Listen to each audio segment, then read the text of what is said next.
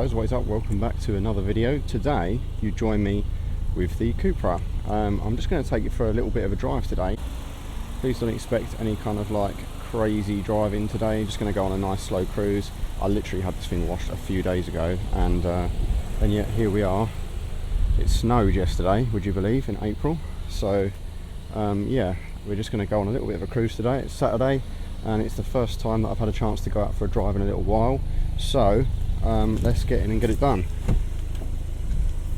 Got some nice roads around here. This is my first POV video, so please do excuse any sort of technical issues. I'm just getting my setup right. So we have the GoPro set up. I'm only recording in 1080 at the moment just because 4K files are crazy, so I will upgrade to 4K eventually. But we've also got binaural audio, so what you'll actually notice is that you're hearing exactly what I'm hearing because I have microphones in my ears. So if I click to my left ear and then to my right ear, you'll notice that kind of just it works in stereo. So it's best to listen to this video with headphones on. This is pretty much the same setup that the big YouTubers like Tedward and that kind of thing, they all have this kind of setup as well. So hopefully it provides a decent experience for you guys today. We're just going to take this on a little bit of a cruise, hopefully find some semi-decent roads around here, and yeah, just see what's around.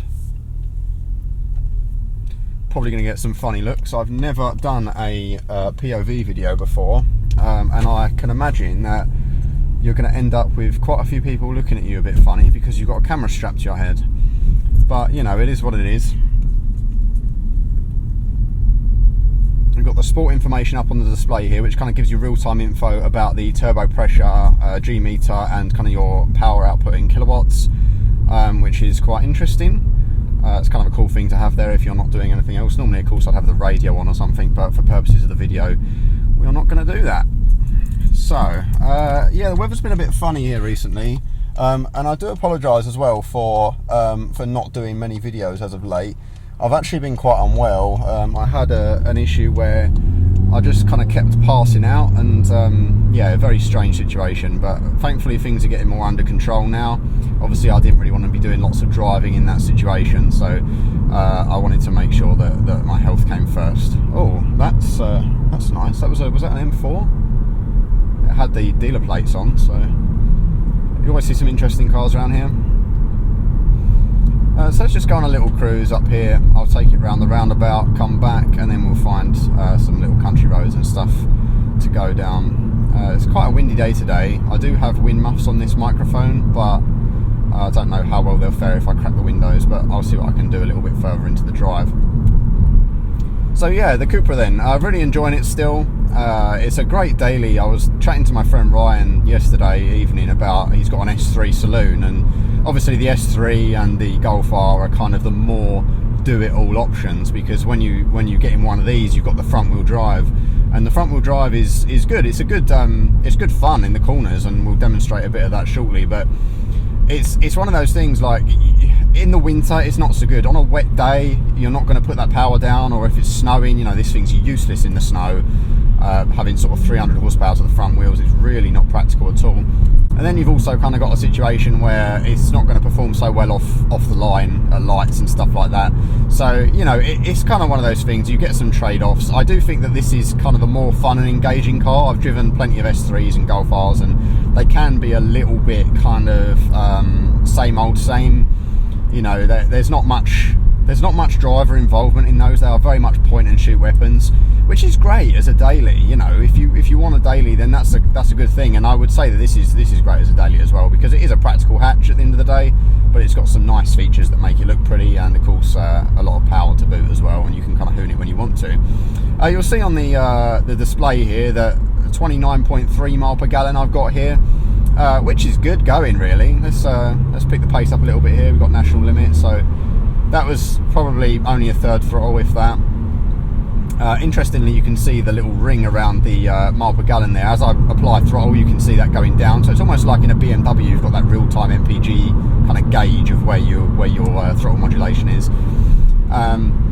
But yeah, I would say on average, driving this normally day to day, I do a sort of a mixture of motorway and around town. I get around sort of 30 mile per gallon average. You're going to get less if you're hooning it, obviously, and that kind of thing. But I would say it's very practical in that regard. It's not going to drink as much fuel as, say, an M140 or, you know, something with a 6-cylinder engine or whatever.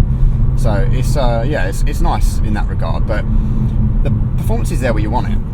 So let's see if I can wind the windows down a little bit just to get a bit of noise. I'm actually in comfort mode at the moment, and let's put the sport gearbox in action and take it round this roundabout.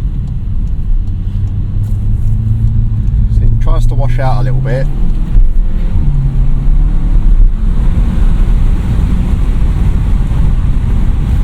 So it really picks up there.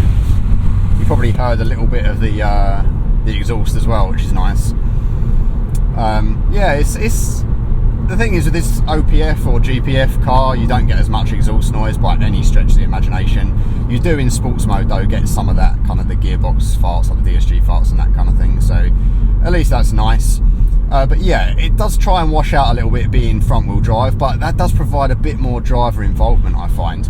What I will do though is I'm going to put it into one of the sportier modes because it's in comfort at the moment. Now sport mode actually seems to provide kind of the best balance. A lot of people say, oh, we'll put it in Cupra mode, but Cupra mode actually, I don't know, I find that the sport mode provides the best balance of noise and also stiffens the adaptive chassis. So this has the DCC, so the suspension as standard has those adaptive dampers, which is nice because it's normally optional on the other Volkswagen Audi Group cars, but the Cupra always has a really nice kind of a spec sheet as standard, which is good. Straight away in this sport mode you can feel that it's a lot more firm. The steering is a lot heavier as well, which is nice. So you know, that situation I had back there where it tried to break loose a little bit wouldn't be so prevalent right now in this situation. But yeah, it's a comfortable cruiser. I mean, the only downside is in sports mode it does hang the gear, but you can down here just pop it down and it'll put it into normal drive mode on the gearbox, and then obviously your revs then drop because it switches up a few gears. But you'll notice if I drop it down into sport, it'll straight away drop down 2 gears ready to pounce. And that can be frustrating because in the normal drive mode it's not as responsive at all. So if I put it in the normal drive and then kind of give it a little bit of throttle, you can kind of see how it responds. If I hang back a bit, if I then put it down into sports mode, you can see that it's on it in sport mode. That throttle response is much more prominent, and also obviously being higher in the rev range in a lower gear, you're gonna experience that a little bit. So yeah, it's a balance to be had, that's for sure. We've got some pops and crackles going now.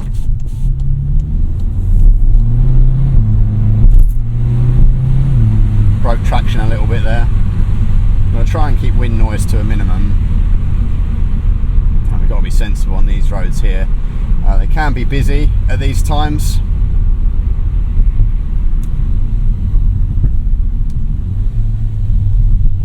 Got some pops and crackles there in sports mode.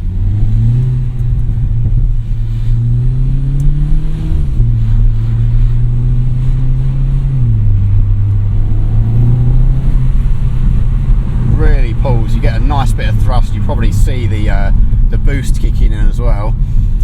This road I know is particularly bad, the surface, so we've got to be a little bit careful down here, but it does give us a chance to do a few small pulls and get a bit of noise in this environment here. Let's open the back windows a bit and see if we can get some more sound here.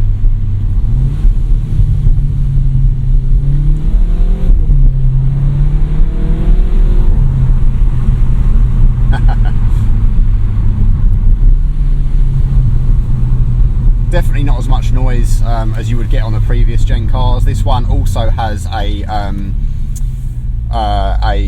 GPF, not GPF, sorry. This one also has the res delete, so it still has the original GPF, but it doesn't have the resonator, the center silencer.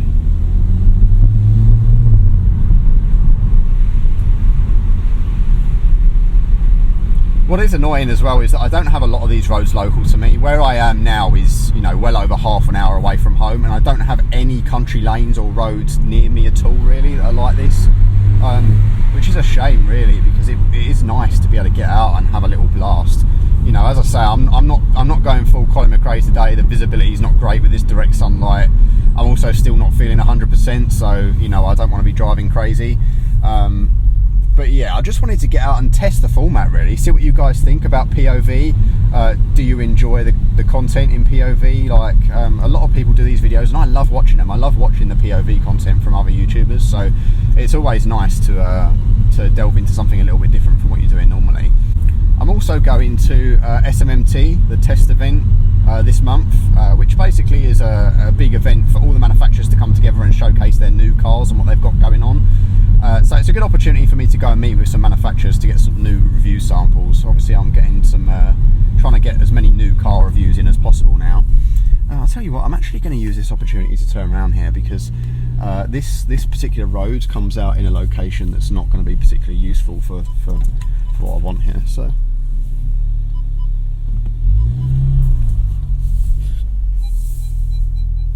turning circle is pretty decent on this car, but it's not the best in its class, I wouldn't say. But you didn't come here to learn about turning circles anyway. I've already got a review of this car on the channel. We came here to see what it can do. I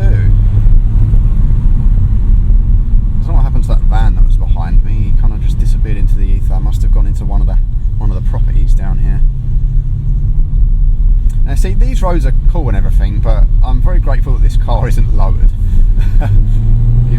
I'll be facing a bit of a situation. So when I say I want to move out a little bit further, so I've got some more space for cars and to play around. This is going a little bit too far, I think.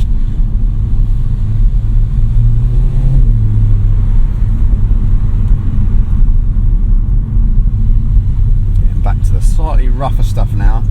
And although this car isn't lowered, I still have a pretty sizable lip kit on it, so there's definitely an opportunity to cause some damage if I'm not careful.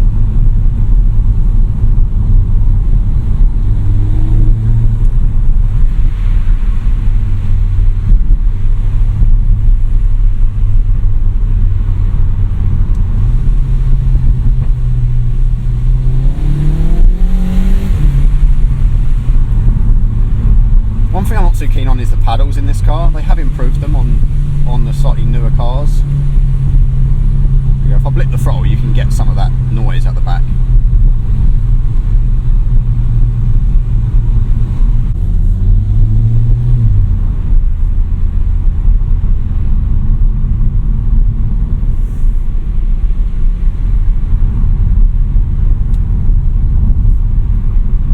They're looking at me saying, why does that dude have a camera strapped to his head? And to be honest, I don't actually know.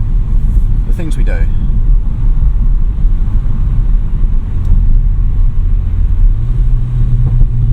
Oh, that was a good one.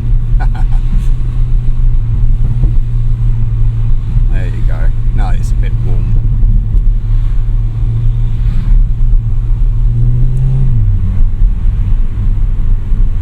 Yeah, definitely a lot more firm in this sport setting, which is handy for, you know, more complex driving. So I'm going to go up and I'm going to tackle that roundabout again now in sports mode and just see what difference it makes, because you saw kind of how it wanted to brake a little bit loose. Pop it back into sport mode so that I'm not controlling the gears myself, and I'll let some of these cars go. I keep also forgetting that I'm driving with a camera stuck to my head with a hat on. And the downside of that is that it keeps hitting the door as I'm turning, which is very annoying. And I don't know what this kind of cluster of vehicles is doing here. This is a bit annoying. I'm going to let this guy wants me to go. I'm going to say, okay, thank you muchly.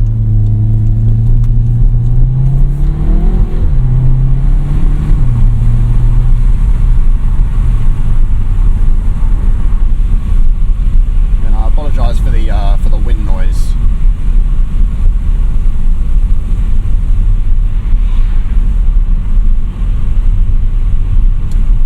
We've got a bit of a underpass coming up here, so let's crack the back right open. Just drop it down a few gears and back a bit.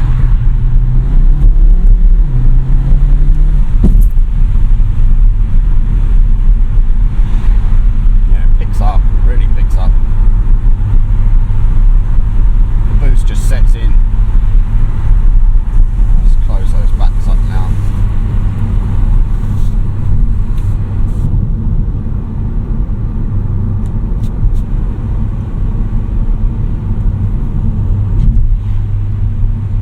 again, it's hanging those gears.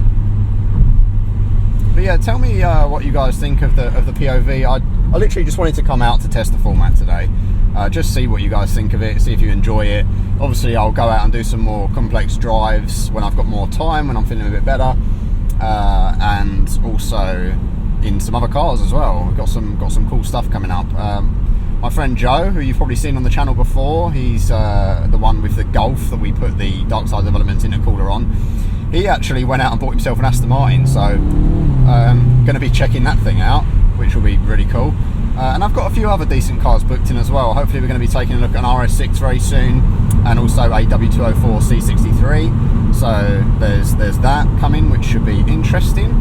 And also obviously some new cars as well. And I want to get into some other projects. Oh, by the way, if you are a follower or a subscriber of the channel and you don't mind me rambling, then I've also sold the BMW, the E92 that I got as a swap for the Merc. That's gone now. I sold it to a nice chap who was a car dealer, but he wanted a personal car for himself, because basically his car was sold in the end. He was just using a bit of stock, and his wife had a Mini that he didn't really like driving, so he wanted to pick something up that was relatively cheap, so I gave him a good deal on that.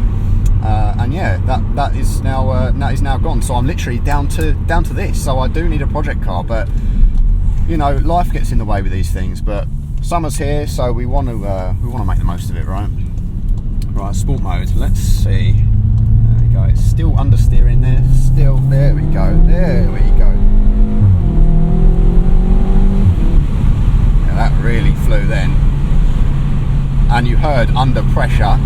You heard those gear change sounds, so the car definitely wants it. And then I can put it back down into drive, and it becomes a lot more civilized. Now, the other thing that I dislike, and this applies to pretty much all Volkswagen Audi Group cars, they can't get this right, and it really frustrates the hell out of me.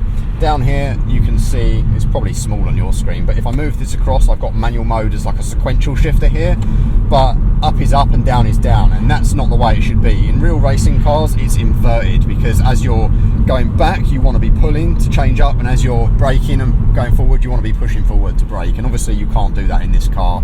And pretty much even I think the high-end stuff like the Audi RS stuff I think is like that, which is kind of annoying, but yeah, it is what it is, right? But yeah, this has been a little POV, nothing too crazy, but I just wanted to obviously get out and do something a little bit different and see how you guys enjoy the format, see if I've got any technical issues, because this is my literal first time recording this. I don't know whether it's going to turn out okay or not. So any comments, greatly appreciated, and yeah, I look forward to doing a lot more videos as the weather improves. Thank you guys so much for watching, and I'll see you in the next one. Bye bye.